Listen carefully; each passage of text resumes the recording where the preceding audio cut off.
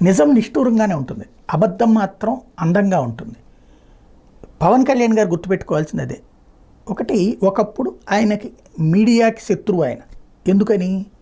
తెలుగుదేశం అనుకూల మీడియా ఆయన్ని టార్గెట్ చేసేది, వైఎస్ఆర్ కాంగ్రెస్ పార్టీ మీడియా పట్టించుకునేది కాదు. అందువల్ల ఆయన ఇబ్బంది పడ్డారు. ఆ టైంలో సోషల్ మీడియా వేదికగానే తన భావాలు పంచుకున్నారు, తద్వారా జనంలో లైమ్లైట్లోనే ఉంటూ వచ్చారు. ఇప్పుడు తెలుగుదేశం అనుకూల మీడియా ఆయన్ని మోస్తోంది.